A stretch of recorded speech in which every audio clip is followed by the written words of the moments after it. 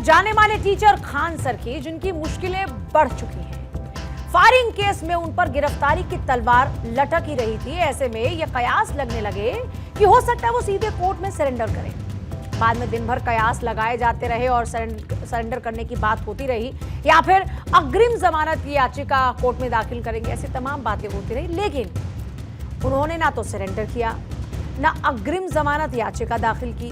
अब ऐसे में सवाल ये उठने लगे कि उनका अगला कदम होगा क्या। इस मामले में खान सर के वकील का कहना है कि उनके खिलाफ दर्ज एफआईआर बदले की भावना से की गई कार्रवाई है, क्योंकि उनके स्टाफ ने 2 जून को डायरेक्टर के खिलाफ मामला दर्ज कराया था और इसके बाद उन्होंने जानकारी दी कि अब वो अग्रिम जमानत के लिए अर्जी दाखिल करेंगे। आगे एंटीसिपेटरी बेल फाइल होगा उनका। हाँ, बेल फाइल होगा। जो कानून में व्यवस्था है उसके मुताबिक उनका बेल फाइल होगा। फैजल खान उर्फ खान सर, जिनके खिलाफ कदम कुआं थाने में एफआईआर दर्ज हो चुकी है और पुलिस ने उनके खिलाफ फायरिंग और आर्म्स एक्ट से संबंधित धाराओं में मामला दर्ज भी कर लिया। बताया यह जा रहा है कि कोचिंग कैंपस में हुए हंगामे, वायरल वीडियो और जांच के दौरान मिले साक्ष्यों के आधार पर यह कार्रवाई की गई। वायरल वीडियो और अन्य सबूतों के आधार पर खान ग्लोबल स्टडीज के 2 सुरक्षा गार्ड्स को भी हिरासत में लिया गया। पुलिस ये पता लगाने में जुटी है कि घटना के दौरान किसकी क्या भूमिका रही। पटना पुलिस ने रात भर उनकी गिरफ्तारी के लिए छापेमारी की, लेकिन उनका कोई अता पता नहीं था। इस बीच पटना सिविल कोर्ट में आज खान सर के सरेंडर की चर्चा पर पूरे दिन गहमा गहमी बढ़ी रही और कोर्ट के आसपास भारी संख्या में पुलिस बल की तैनाती भी नजर आई थी। बता दें कि फायरिंग केस में ज्ञान बिंदु के डायरेक्टर रोशन आनंद समेत 3 की गिरफ्तारी तो हो चुकी है, लेकिन वीडियोज को जारी किए जाने का सिलसिला अभी भी जारी है।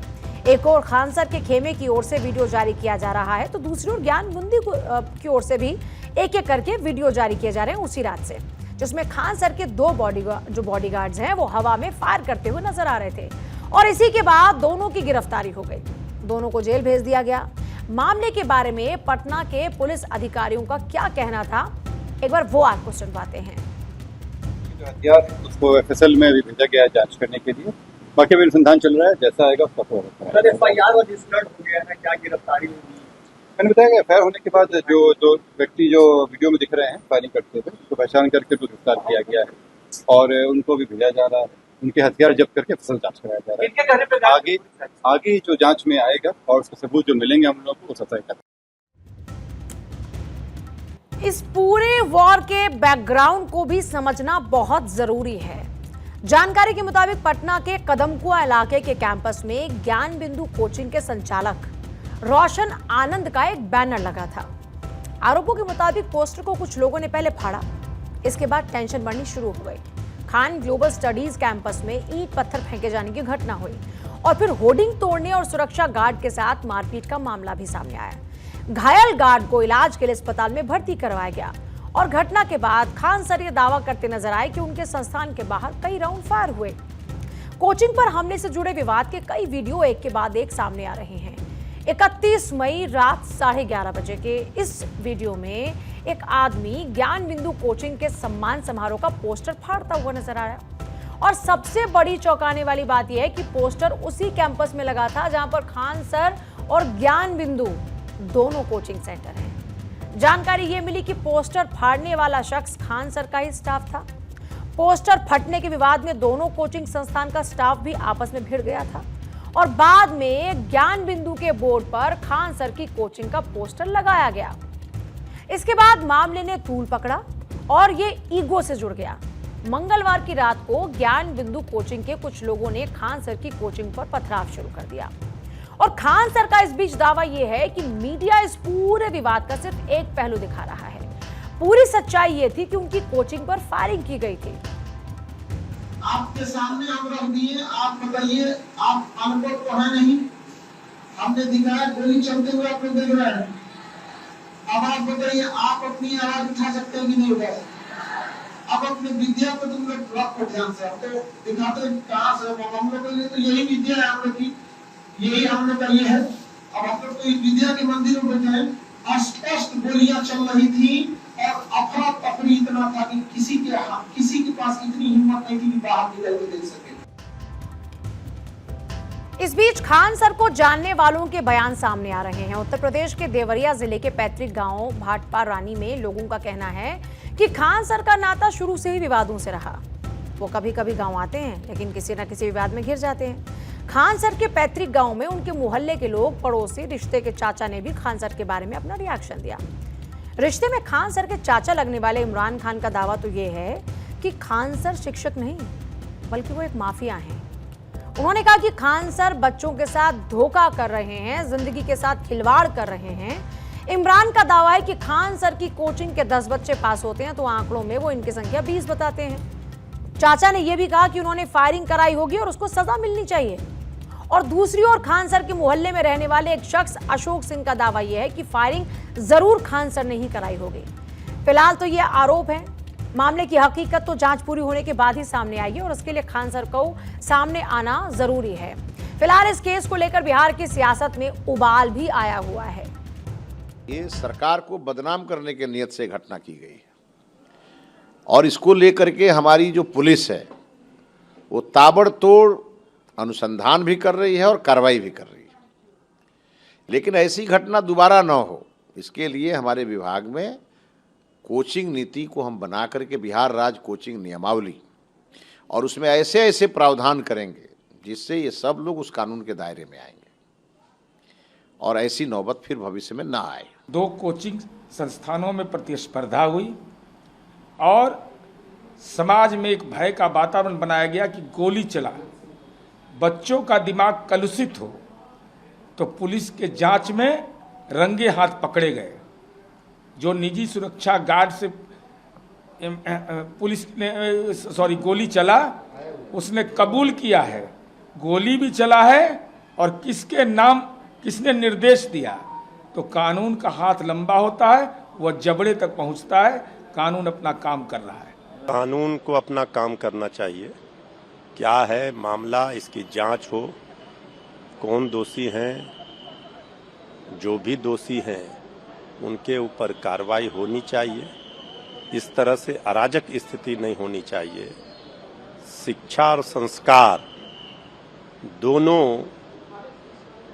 बहुत बड़ी पूंजी है किसी के भी जीवन के लिए। बता दें कि यह स्थिति किसी सामान्य अपराधी या आरोपी के खिलाफ कार्रवाई जैसा केस नहीं बल्कि यह लोकप्रिय नेतृत्व बनाम कानून व्यवस्था का एक अत्यंत संवेदनशील मामला है।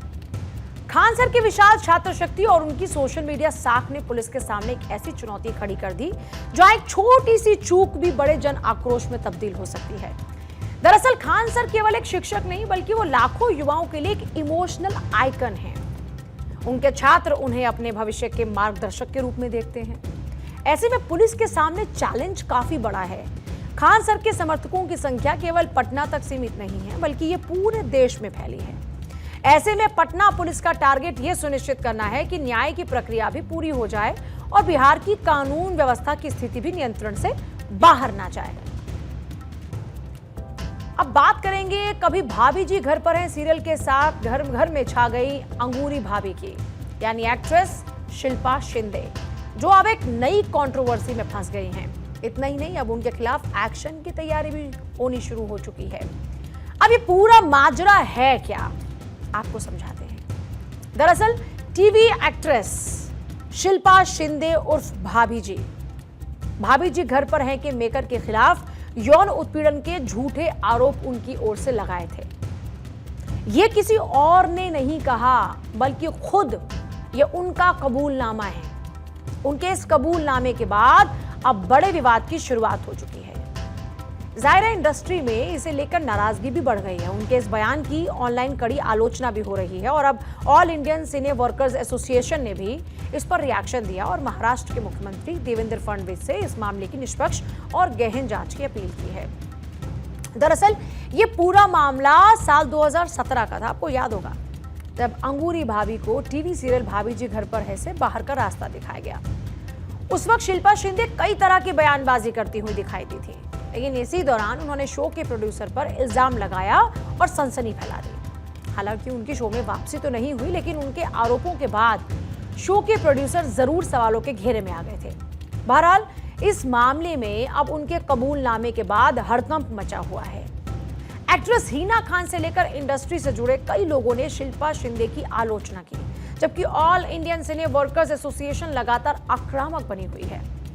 इंस्टाग्राम पर लिखी एक पोस्ट में AICWA ने लिखा है कि यौन उत्पीड़न का झूठा आरोप किसी व्यक्ति की रेपुटेशन, परिवार, बच्चों, करियर और मेंटल हेल्थ को काफी नुकसान पहुंचा सकता है।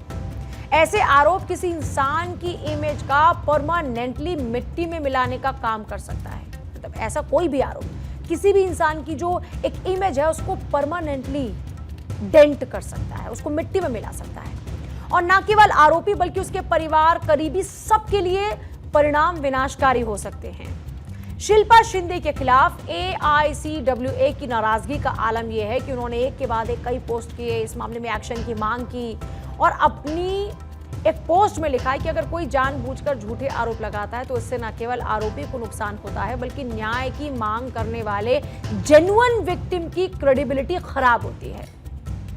ऐसी घटनाएं वैलिड शिकायतों पर भी डाउट पैदा करती हैं। बॉलीवुड फिल्म इंडस्ट्री में उत्पीड़न के रियल सर्वाइवर की बात को सुनना, उन पर विश्वास करना अब और भी मुश्किल हो सकता है, या इस तरह के मामले इसे और ज्यादा मुश्किल बना देते हैं।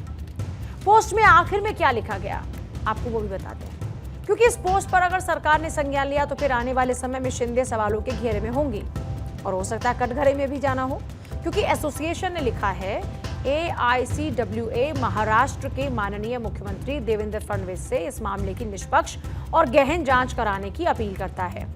अगर यह प्रूव हो जाता है कि जानबूझकर झूठे आरोप लगाए गए थे तो कानून के मुताबिक कड़ी कार्रवाई होनी चाहिए।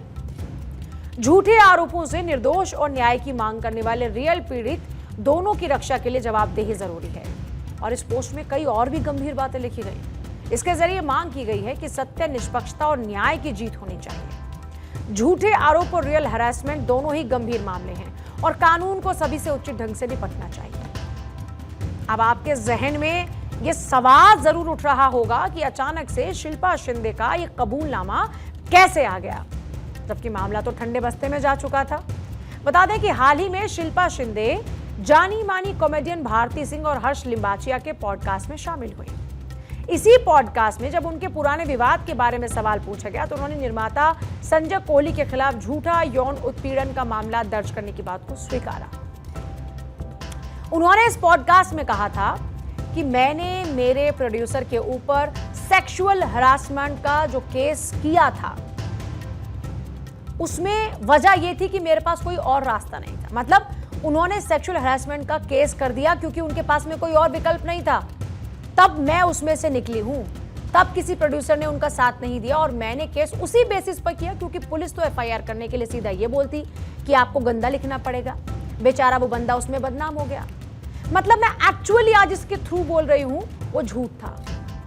एक्ट्रेस कह रहे हैं कि वो सच कहने से नहीं डरती और उन्होंने इस विवाद से निकलने के लिए अपने प्रोड्यूसर के ऊपर यौन उत्पीड़न का केस कर दिया था। शिल्पा के मुताबिक उनके पास कोई रास्ता नहीं बचा था, लेकिन अपने इस कबूलनामे के साथ शिल्पा फंसती हुई दिखी तो उन्होंने सोशल मीडिया पर सफाई दी और एक वीडियो पोस्ट किया। अब इस वीडियो में कहती नजर आती है कि हमेशा बोलने को तैयार, जिनको खून जलाना है वो जलाते रहें, यानी साफ है उन्हें अपने कबूलनामे पर कोई अफसोस नहीं। सुनिए। सबसे बड़ी बात तो वही कहा कि आपको जो चीजें नहीं पता उसके बारे में भौंकना बंद कर दीजिए। उस वक्त अगर साथ दिया होता तो आज ये नौबत नहीं आती। 9 साल के बाद हमने काम कर लिया। मुझे किसी ने नहीं कहा बोलो, लेकिन मैं एक लड़की के फादर और एक औरत का हस्बैंड उसके लिए खड़ी हूँ क्योंकि मैंने झूठ बोला था। मैं अपने दिल पे झूठ लेकर नहीं जी सकती। आज मैंने सच बोला है और सच के लिए मैं किसी के बाप से नहीं डरती। जिसको जो भौंकना है भौंके।